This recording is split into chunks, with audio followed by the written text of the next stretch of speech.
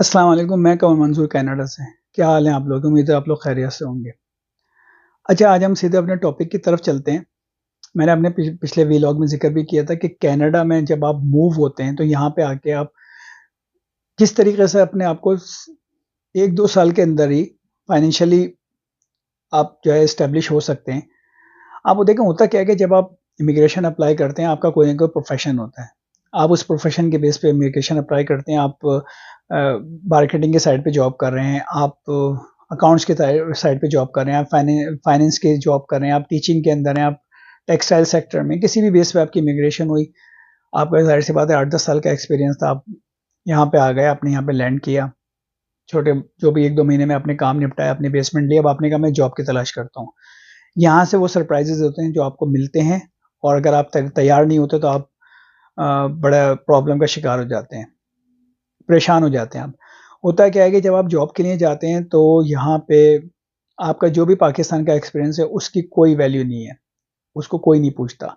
वो आपसे पूछते हैं कनाडा का एक्सपीरियंस, वो आपसे पूछते हैं कनाडा का से आपने क्या कोर्सेज़ किए हैं।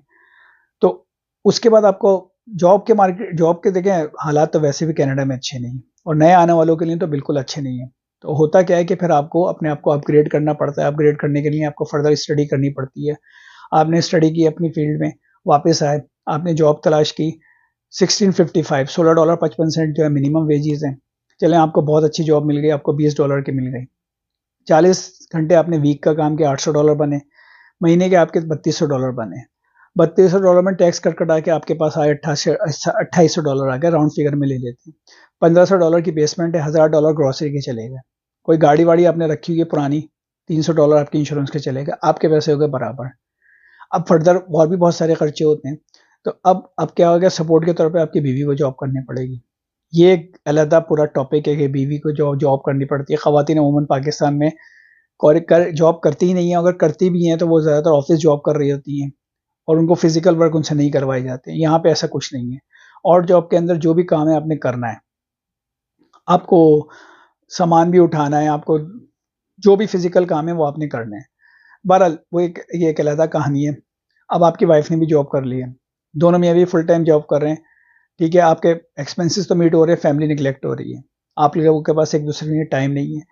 तो ये इन चीज़ों में बंदा फिर क्या होता है, वो परेशान हो जाता है, डिप्रेशन में चला जाता है, क्या हो रहा है मेरे साथ, मसले हल ही नहीं होके दे रहे।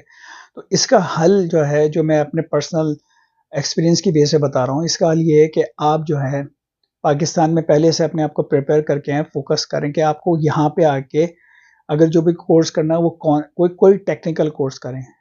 यहाँ हैंडीमैन्स की बहुत वैल्यू है। हैंडीमैन्स क्या होता है कि भाई, जैसे आप पाकिस्तान में बहुत सारे काम आप प्लम्बिंग के खुद कर रहे होते हैं घर पे, इलेक्ट्रिशियन के खुद कर रहे होते हैं, छोटे-मोटे रिपेयर मेंटेनेंस के काम है वो आपने खुद कर लिए और नहीं भी करने हैं तो वहाँ तो आप बुला लेते हैं लेबर को, अब लेबर सस्ती है। तो अगर आप इस तरह के बंदे हैं तो बहुत ही अच्छी बात है और नहीं भी हैं तब भी आपने कहा यार मैं फलाँ एक कोर्स आपने डिसाइड कर लिया, वो आपने करना है, उसके बाद आपने उसका एग्ज़ाम देके लाइसेंस लेना है। लाइसेंस यहाँ लेना होता है तकरीबन हर चीज़ में। अब मिसाल के तौर पे आपने कहा यार मैं रेनोवेशन का डिप्लोमा कर लेता हूँ, उसमें बहुत सारी चीज़ें कवर करते हैं। आपने कहा रेनोवेशन के डिप्लोमा के लिए आपने कॉलेज डिसाइड किया, आप वहाँ चले गए।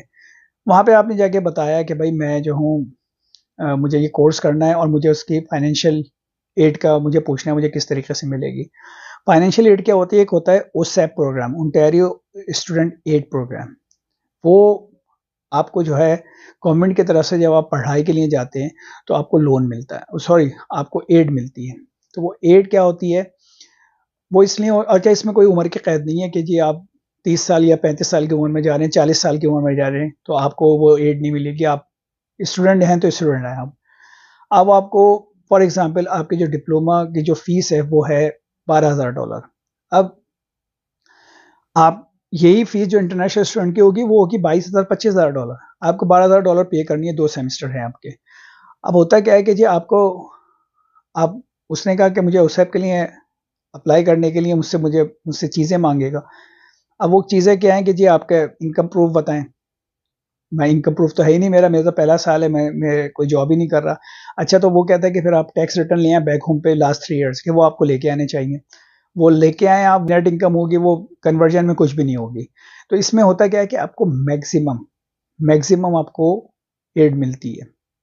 अब फॉर एग्ज़ाम्पल $12,000 आपकी जब कोर्स की फीस है तो तकरीबन आपको 20-21 हज़ार डॉलर की एड मिलेगी, ग्रांट मिलेगी। ग्रांट क्या होती है? ग्रांट आपको वापस नहीं करनी होती।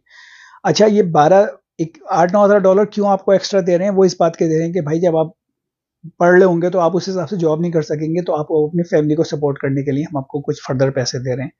आप वो ताकि आपके महीने का गुजारा हो सके। तो अब अगर उसके बाद लोन की भी ऑफर होती है, प्लस ग्रांट प्लस लोन होता है। अब लोन में क्या होता है कि अगर आप लें या नहीं लें, ये आपकी मर्जी पे होता है। अगर फॉर एग्जांपल 8,000 डॉलर का लोन मिल रहा है, आपने कहा वो भी मैं अवेल कर रहा हूँ, तो लोन आपको पे बैक करना पड़ेगा। उसका क्या तरीक़ेकार होता है? अगर आपका 1 साल का डिप्लोमा है, तो 1 साल तक तो आपसे वो कुछ नहीं मांगेंगे। 6 महीने का आपको और ग्रेस टाइम देंगे। 1.5 साल के बाद आपसे बोलेंगे अपने लोन की किस्तें बना लें, अब वो आपको पे करना है। अब वो किस तरह से पे करना है? वो 15-20 साल में करना है। $90 $100 आपकी पर मंथ की किस्त बनेगी। तो बहरहाल ये आपने ये कोर्स किया, एग्ज़ाम दिया, लाइसेंस लिया, उसके बाद आप जॉब के लिए निकले। अगर आपने इस तरह के कोर्सेज़ किए हुए हैं, आपके पास लाइसेंस है, आपको बड़े आराम से जॉब मिल जाती है। और मैं कहता हूँ मिनिमम वेज पे मिली है, आपको $18 पर आवर के हिसाब से जॉब मिल गई, कोई मसला नहीं। अब आप बोलेंगे यार मैं $18 में किस तरह गुज़ारा करूँगा? $11,000 में मेरा मही साल का कैसे खर्चा चलेगा? तो इसका हल देखें ये है कि आप जो है, आप साथ-साथ आप फूड डिलीवरी का काम शुरू कर दें। गाड़ी तो है आपके पास, तो उसमें क्या होता है कि आप यहाँ पे 3-3 food delivery, Uber, skip the dishes और डोरडैश।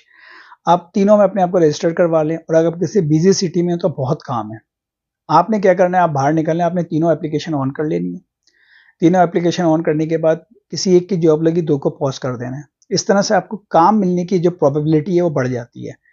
आपने स्टूडेंट लाइफ में तो आपको टाइम ज़्यादा मिल जाता है, सैटरडे संडे ज़्यादा टाइम मिल जाता है। आपने क्या है कि आपने टारगेट रखना है कि $400 मुझे वीक के बनाने हैं। बिज़ी सिटी में ये $400 कुछ भी नहीं है, 3 दिन में ही बन जाते हैं। बहरहाल आपने $400 का टारगेट बनाया, $1600 अगर आप यहाँ से बना रहे हैं, $400 की गैस चली गई, आपके पास $1200 फिर भी आपकी जेब में आए। और इसका जब आप एज़ अ ओनर ऑपरेटर काम कर रहे होते हैं, टैक्स में आप बहुत सारी चीज़ें बचा सकते हैं।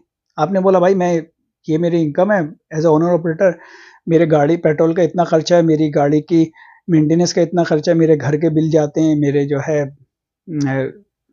जो भी मेंटेनेंस वगैरह बहुत सारे खर्चे आप डाल देते हैं, तो आपकी नेट इनकम बहुत कम हो जाती है, आपको बहुत कम टैक्स देना पड़ता है।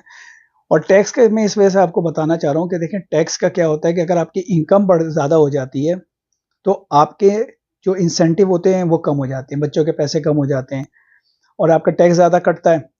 दवाइयों का एक वो होता है, इंश्योरेंस होता है, वो कम हो जाता है। तो ओनर ऑपरेटर में आपको ये इन तमाम चीज़ों की सहूलत होती है कि आपके इंसेंटिव कम नहीं होते। बहरहाल अब आपने काम करना शुरू किया, काम करने के बाद आप यहाँ से आपका नेटवर्क बनना शुरू होता है।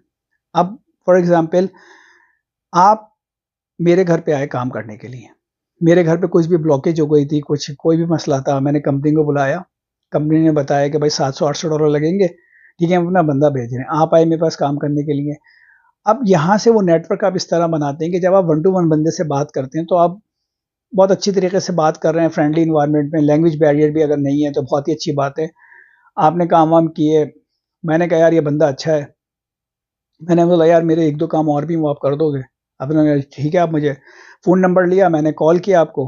आपने कहा ये मैं ये सैटरडे को कर दूँगा, ये कोई भी टाइम सूटेबल टाइम सेट किया, आप आए, आपने काम किया।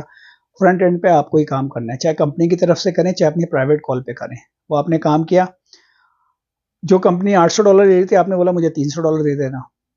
मैं भी खुश, इतने कम पैसे, मैं आपको पैसे कैश में दूँगा, कोई उसका रिकॉर्ड नहीं है। तो ये इस तरह से नेटवर्क बनता जाता है, और आहिस्ता-आहिस्ता आपके जो है आपकी इतनी आपके पास प्राइवेट कॉल्स आना शुरू हो जाती हैं कि आप कुछ अरसे बाद, साल डेढ़ साल बाद आप कहते हैं यार बस मैं अपना काम करूँगा, जॉब मुझे नहीं करनी है। तो इस तरीके से जो है आप 2-3 साल में अपनी कंपनी बनाकर इतनी जल्दी आप ग्रो कर सकते हैं। आप किजीजी पे और बस फेसबुक पे और ये मार्केट प्लेस पे आप अपने ऐड चलाएँ, और आपका नेटवर्क ऐसा बनता चला जाता है कि उसके बाद मैंने किसी और को आपका रेफ़रेंस दिया। लोग पूछते हैं कि यार ये काम है, कोई बंदा है नज़र में? मैं बताता हूँ हाँ, फला-फला बंदा है, उससे काम करवा लो। आपको बस आपका काम बहुत ज़्यादा मिलना शुरू हो जाता है, और आप बहुत तेज़ी से आप अपने आप को ये फाइनेंशियल मैटर सॉल्व कर लेते हैं। 2-3 साल में आप अपने घर की तरफ चले आते हैं, घर ले लेते हैं मॉर्गेज करवा के, क्योंकि आपके पास इतनी इनकम हो रही है कि आप आराम से एक बंदा ही उसको सब चीज़ों को मैनेज कर लेता है। अब देखिए मैं इसको अब अपनी एक मिसाल देके बताता हूँ जो मेरे साथ हुआ था। मैंने एक वैन खरीदी पुरानी, सेकंड वैन थी, मुझे ज़रूरत थी। अब मैंने उसके अलाइनमेंट के लिए गया, मैं एक वर्कशॉप गया। उन्होंने कहा कि जी बड़ी वर्कशॉप थी, किसी ने मुझे बताया था। मैंने कहा मुझे अलाइनमेंट करनी है। उन्होंने कहा ठीक है, हम पहले, आपको पता है पाकिस्तान में भी ट्राई लेते हैं कि क्या-क्या काम है। तो उन्होंने कहा इस ट्राई के हम आपसे लेंगे $50, लिख के भी लगा रखा है। $50 आप लें, आप हमसे काम करवाएँगे, ठीक है, तो ये फाइनल बिल में एडजस्ट हो जाएँगे, अदरवाइज़ ये पैसे तो आपने देने हैं। ठीक है, मैंने $50 पे किए, वो आया, उसने बताया कि भाई अलाइनमेंट से पहले इसमें ये काम है, ये करवाने हैं आपने और उसके बाद अलाइनमेंट होगी। तो मैंने कहा ठीक है, मैंने कहा क्या चार्जेस होंगे? उन्होंने कहा चार्जेस तो हमारे इस तरह से कि $105 पर आवर के हिसाब से हम आपसे लेंगे। अब चाहे 2 घंटे में, 3 घंटे में, जितनी देर में भी काम हो, वो हम आपसे लेंगे और पार्ट्स वगैरह के तो अलग ही हैं। मैंने उनसे वो तमाम चीज़ें नोट डाउन की। मैं गया, हमारे एक बाबा जी हैं मैकेनिक, वही अपने इंडिया के हैं, वो अपने घर के बैकयार्ड में काम करते हैं। तो मैं उनके पास गया, उन्होंने वो सारा काम, मैंने उनको बताया, उन्होंने वो काम शुरू किया, खोलना शुरू किया, मुझे बता देगा भाई ये पार्ट लगेगा, ये पार्ट लगेगा, मैं लेके आ गया। उन्होंने लगाया, गाड़ी फिट करी उन्होंने 4-5 घंटे में। मुझे गाड़ी की, मैंने उनको $200-250 उन्होंने मुझसे उसकी लेबर ली, बाकी मैंने उनको पार्ट्स वगैरह के जो थे, मुझे $400-450 में मेरा काम हो गया। वो काम मेरा वहाँ पे $1000-1200 में होता। अब मैं वापस गया उनके पास, मैंने कहा भाई मेरा ये अलाइनमेंट कर दो, वो काम मैंने करवा लिया। $80 उन्होंने अलाइनमेंट के लिए और मेरी गाड़ी फिट हो गई। तो ये क्या हुआ कि मुझे बाबा जी को किसी और ने रेफ़र किया था, मैं मज़ीद 10 लोगों को रेफ़र कर चुका हूँ। बाबा जी के पास अब इतना काम होता है, वो तो लोगों को मना कर देते हैं बाज़ औक़ात, क्योंकि वो लिमिटेड काम करते हैं, अकेले काम करते हैं, वो कहते हैं भाई अभी टाइम नहीं है मेरे पास। तो इस तरह से आप जो है, अगर आप फ़ोकस होके काम करें और पहले से प्रिपेयर होके आएँ और इस ट्रैक पे चलेंगे, तो आप बहुत जल्दी जो है फाइनेंशियली स्टेबल हो जाएँगे। आपके तमाम मसाइल हल हो जाएँगे। आपको जो है किसी की नौकरी नहीं करनी, बैक होम कल को आपको जाना है, आपने किसी से छुट्टी नहीं लेनी है कि भाई मैं इतने दिन की छुट्टी दे दो, वापस आपको डर है कि नौकरी ना चला जाए। आप अपने बॉस हैं, तो आपकी ज़िंदगी बड़ी सुकून में आ जाएगी। तो ये मेरी आज की वीडियो थी। अगर आपको पसंद आए तो इसको आप लाइक कीजिए, शेयर कीजिए, सब्सक्राइब कीजिए। इंशाअल्लाह आपसे मुलाकात होगी नेक्स्ट किसी वीडियो में। अपने ख्याल रखिएगा। अल्लाह हाफ़िज़।